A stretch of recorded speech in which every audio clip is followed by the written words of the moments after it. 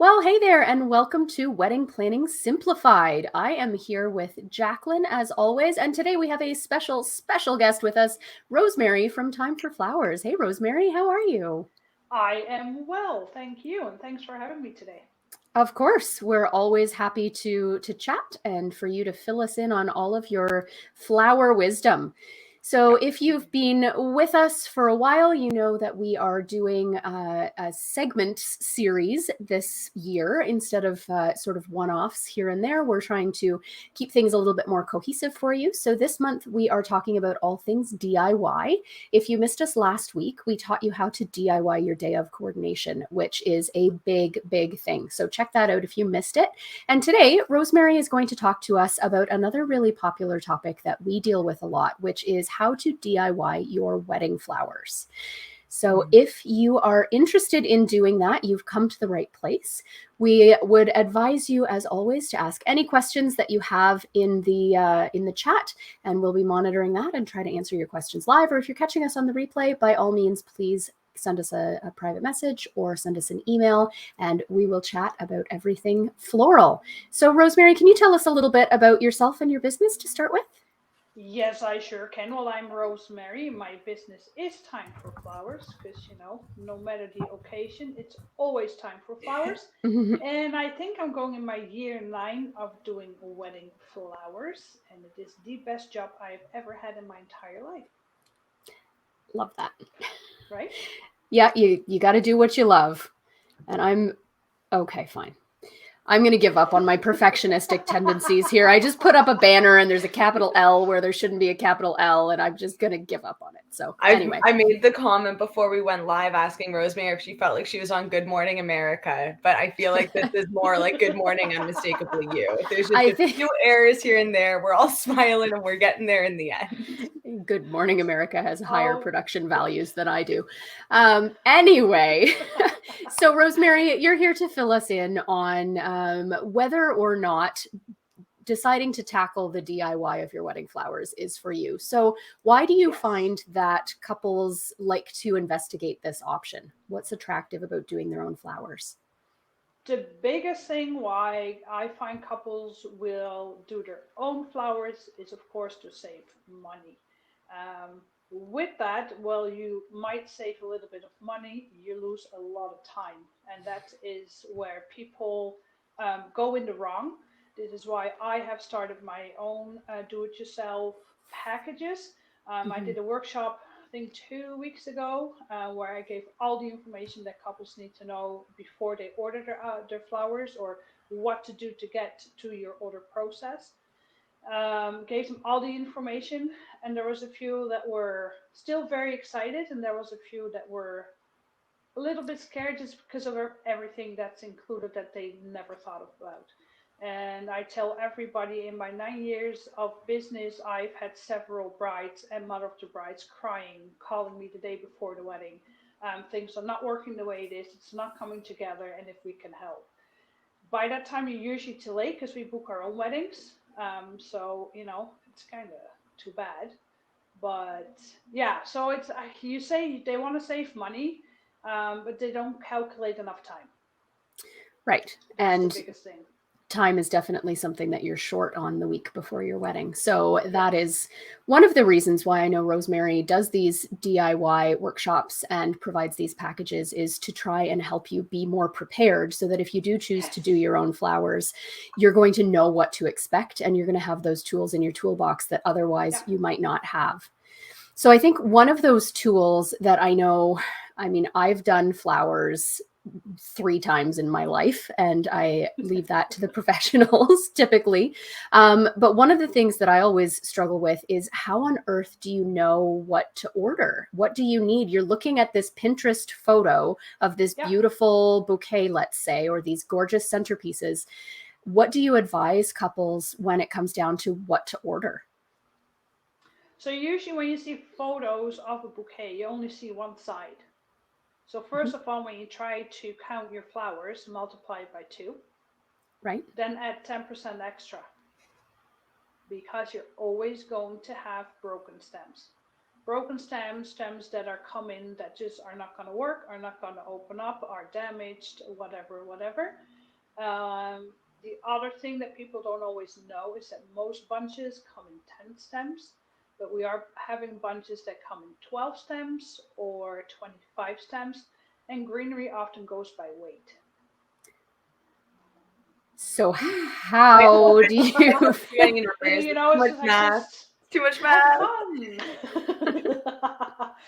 And then, so how do you figure it out? Well, there is always help on the internet that will tell you. You will usually for a bridal bouquet, you have a total of this many stems. So many stems should be your focal flowers. So many stems should be your line flower. So many stems should be your accent flower or / filler flower. And then you have your greenery. They help, but I do also find they help not because every style of bouquet is different. So it's really, I tell people if you're going to do your own bouquet, invest money in going to a florist and grab flowers and see how big of an arrangement you can make with that. Make a bouquet first, and then when you're kind of figured out your bouquet, take it apart and go make your centerpiece with the same flowers. That's the best way to do it. Or come to one of my workshops and start practicing there. Right. And am I right in saying that one of your packages actually involves you ordering the flowers on behalf of your couples so that they don't have to worry about all the math and all the calculations and how many stems are in each bunch? You'll do that for them? Yeah, I'll do that for them. So that's one of the packages. That one gives you the least amount of stress. I do also allow people to purchase their own flowers elsewhere. They don't necessarily have to come from me. They bring everything to our studio and they put it all together under my watchful eye and give them hints and tips where necessary. And it is a lot of fun. Don't get me wrong. I totally see why people want to do flowers themselves. It's just not as how do they say it? People always think there's no stress involved, but there's a lot more stress than people think. It's more than just plopping flowers together. I think Amy and I joke often in our studio during consults, you know, J-Lo makes it look a lot easier in the movie. And I'm sure that it's the exact same for florists. You know, everyone looks cute in an apron with a bit of dirt on their face in those Netflix specials. But at the end of the day, you're not doing that for your own wedding. You know, you're on a time crunch and your own financial crunch. Yes, and you got to remember, you also have to set up your hall, and you have to do this, and you have to get your nails done, and you have to get that done, and you have to do gold here and go there. And my very first wedding I did, and I'm assuming that's probably about the level of expertise the do-it-yourself couples are at, was one bridal bouquet, one bridesmaid bouquet. I think we have 4 boutonnieres, 2 corsages, and about 15 centerpieces. And I started at 8 o'clock in the morning, and I was done at 4 o'clock in the morning. So if you were the couple, I'm just trying to figure out if you were the couple, where you'd find time to actually get married. Right, and that's the thing. And it's a lot of people are creative, but this is why I tell people practice. Invest some money in getting a couple bunches of flowers and play around with it and see what you can do. I have a lot of couples that will say, I want to do my own centerpieces, but I want you to do the bouquets, corsages, and boutonnieres. Right? And that's fine with me. So it is fun. And it's happy work when you know what to do. Right. I think that's the key thing, when you know what you're doing.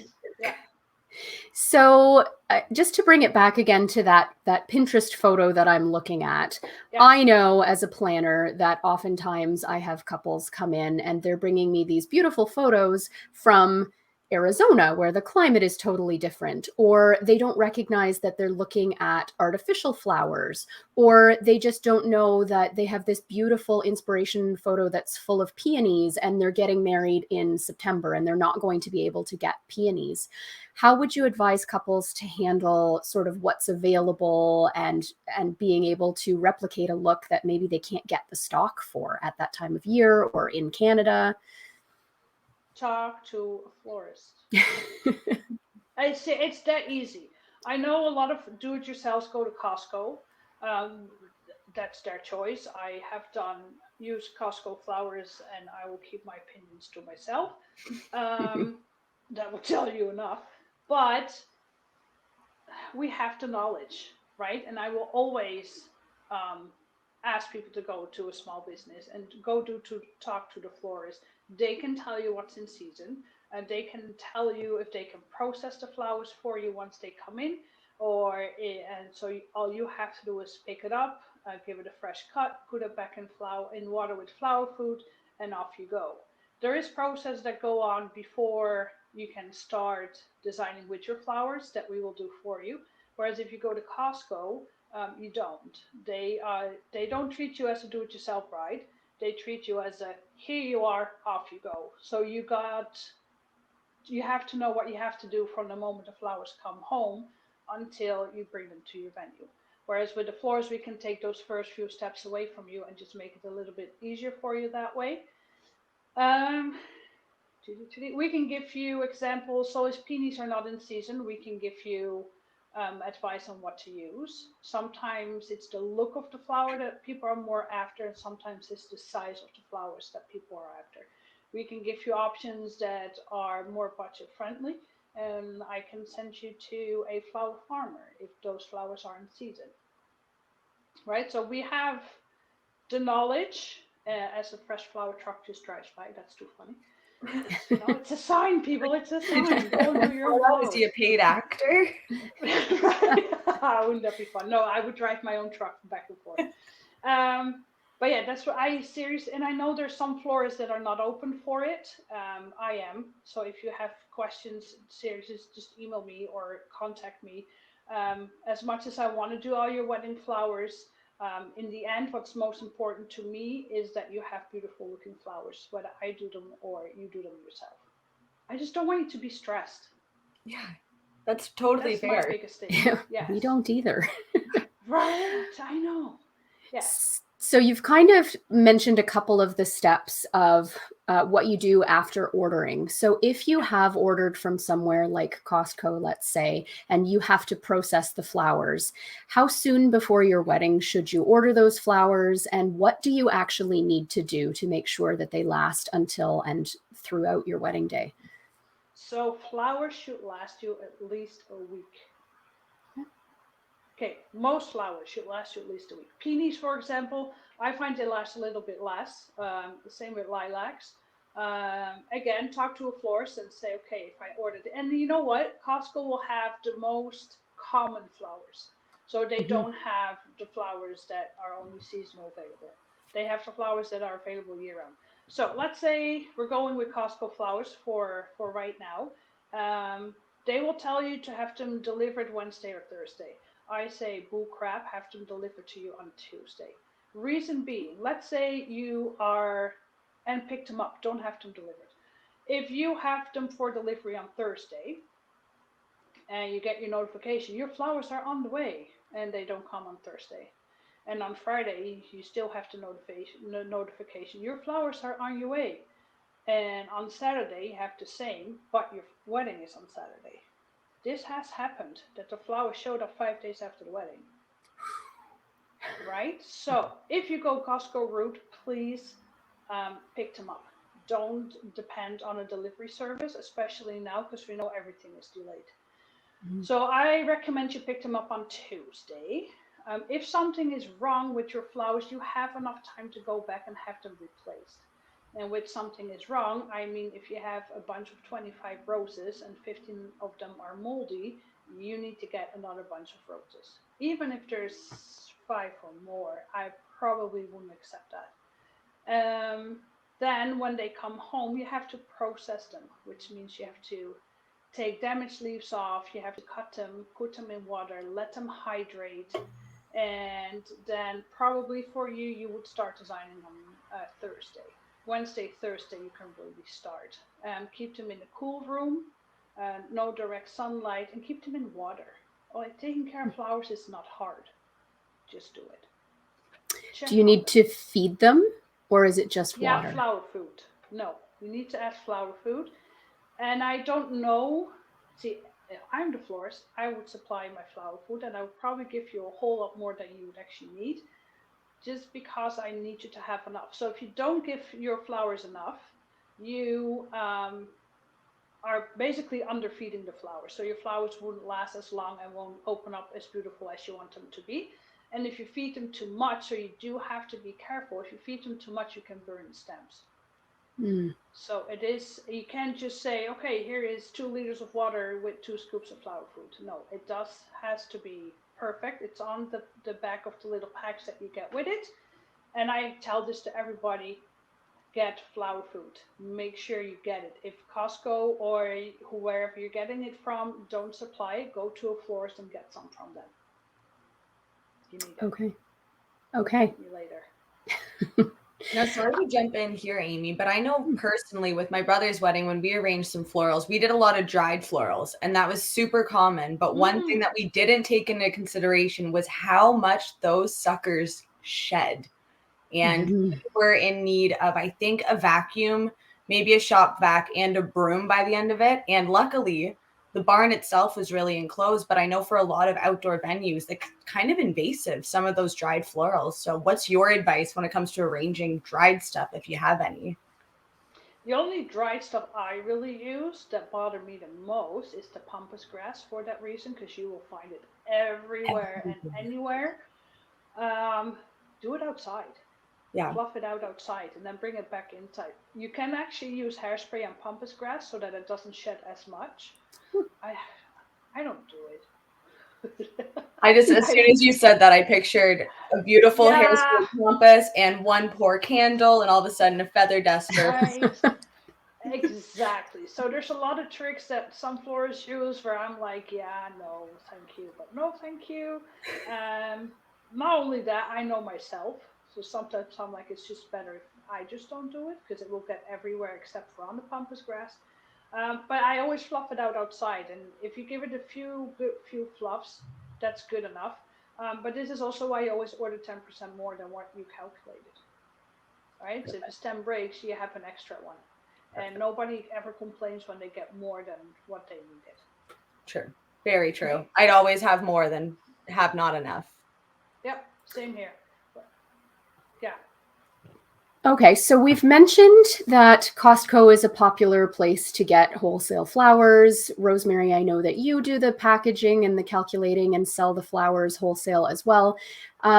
Are there other places beyond just kind of calling local florists that you would recommend?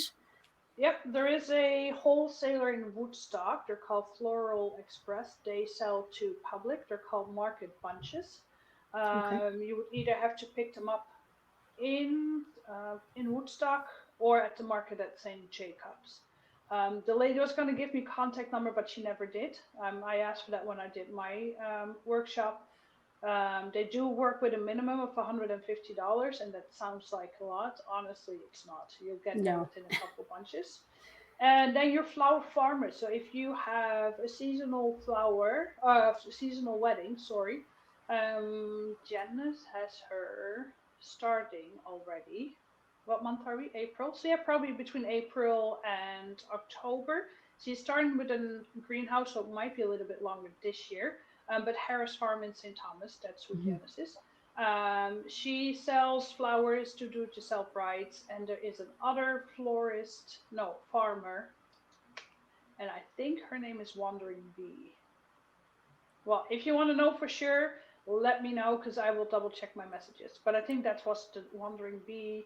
Janice knows her too. So your local flower farmers, they will also have flowers that we florists often do not get from our suppliers. Right.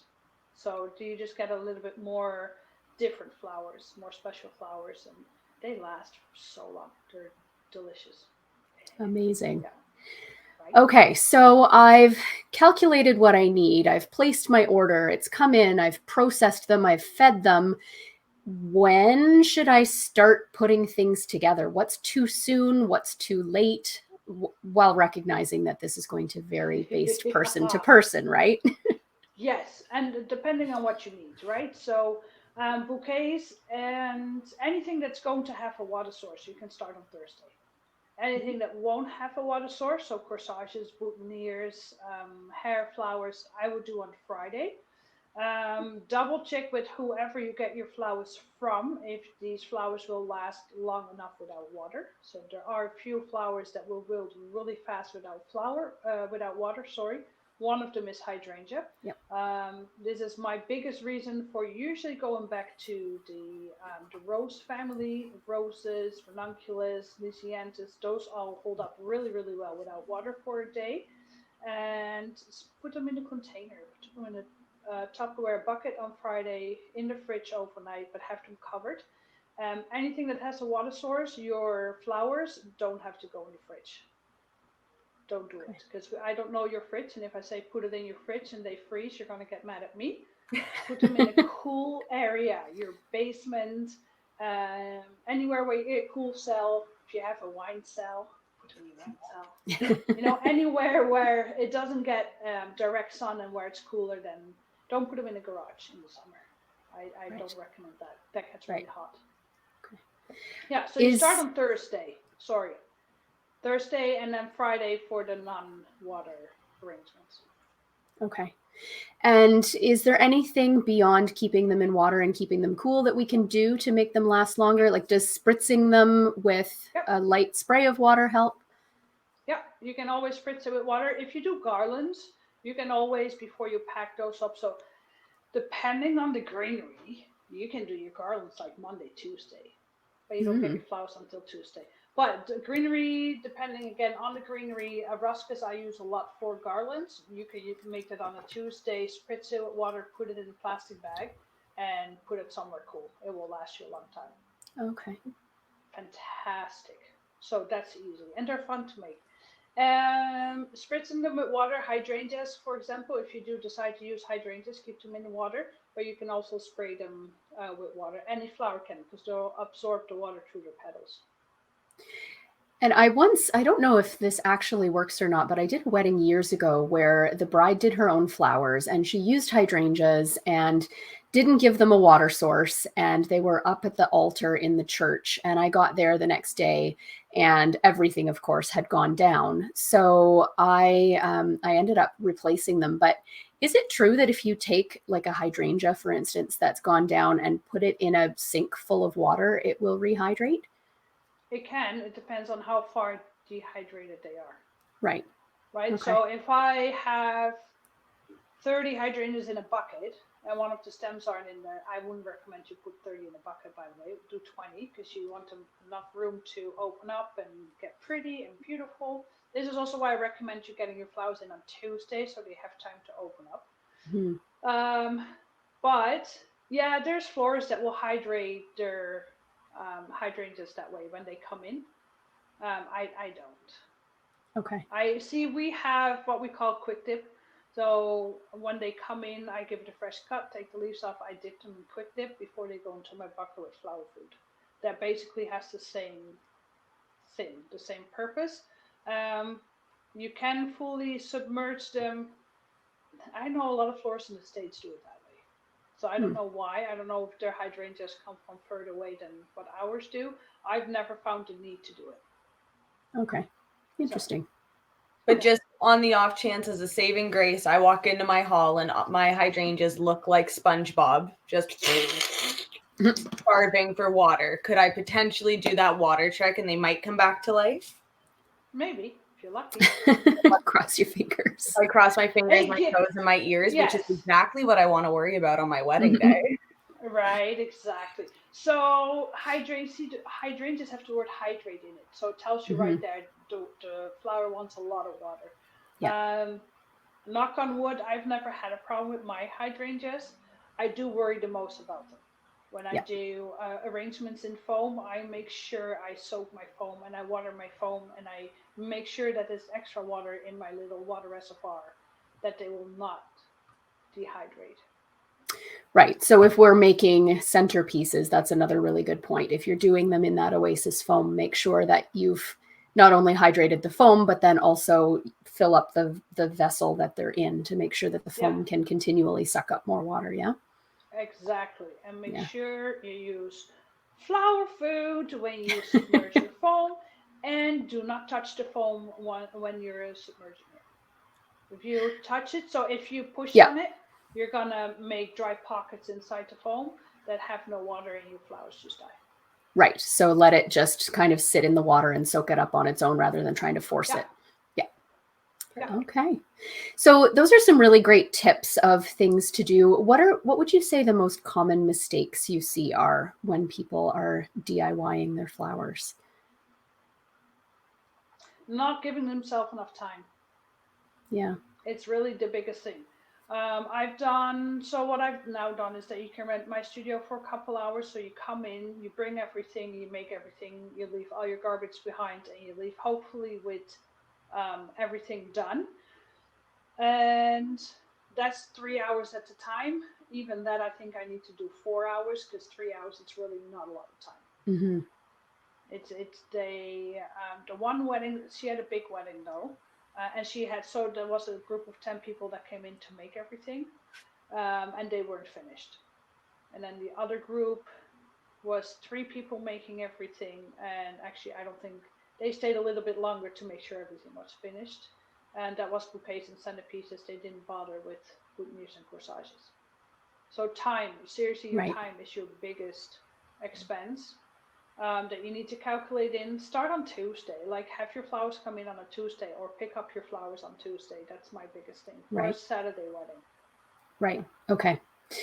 Yeah, we definitely know that there are a lot of moving pieces that have to get put into place that last week before the wedding. And as prepared as you can try to be, there are going to be things that are completely unforeseen. You're going to have guests dropping out on you at the last minute. You're going to have, you know, a baker who all of a sudden is ill and can't make your cake or whatever it is. There are things that are going to have you scrambling the week before your wedding. So we just caution anybody who's DIYing anything to try and be as proactive with everything else as possible to leave yourself enough time for the processing and the feeding and the putting together of the flowers, but then also anything else unforeseen that could happen that week. Yeah.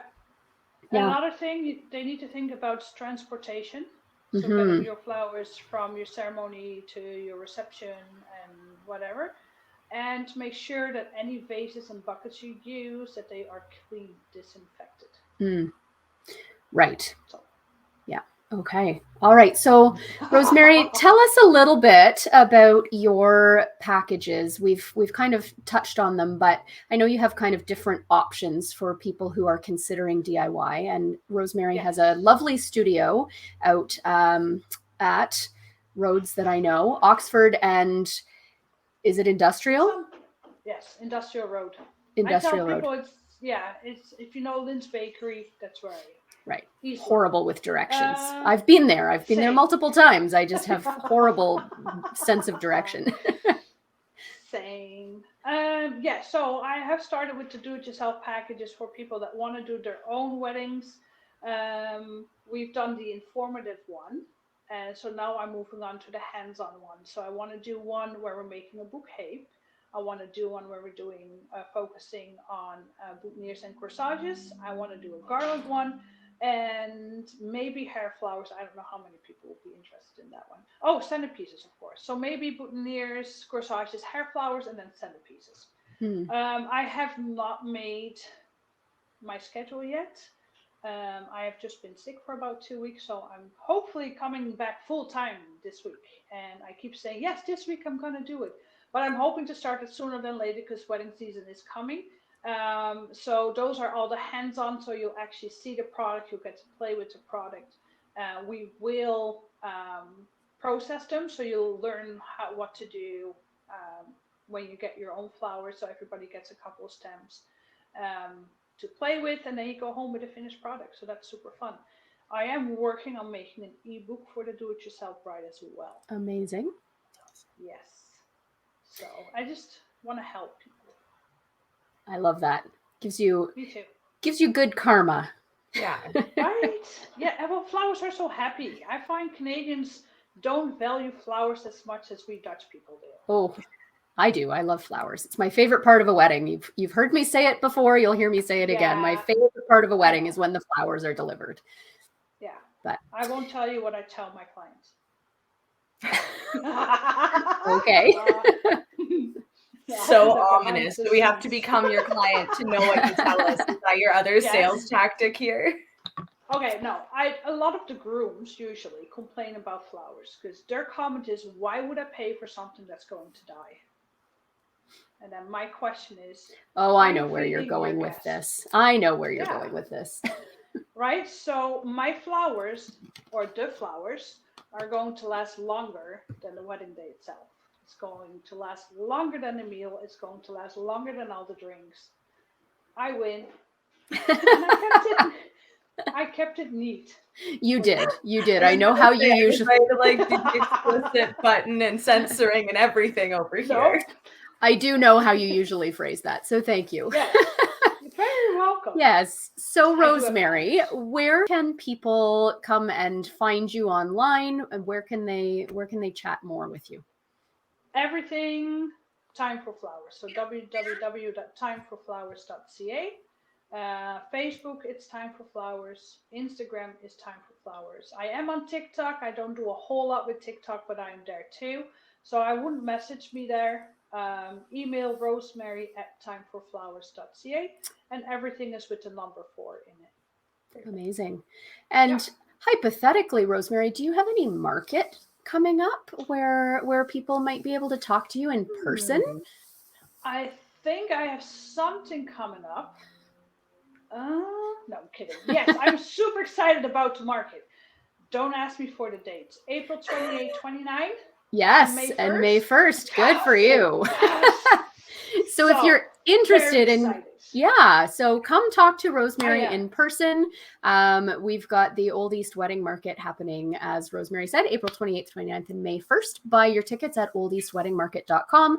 Come see Rosemary and a whole bunch of other equally awesome and talented wedding pros will help you with all of your wedding needs.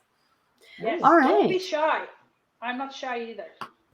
In case you hadn't figured that out.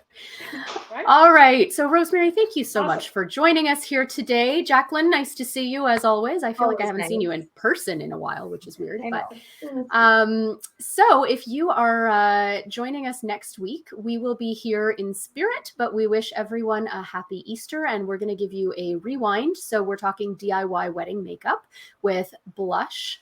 Erica of Blush Makeup, Hair and Makeup Artistry. That'll be next week. So we will see you in person in 2 weeks, and we'll be very, very excited. And that's the week of the market. So we will see you then. All right. Thank you so much both for being here. Enjoy the rest of your day, and take care, everybody.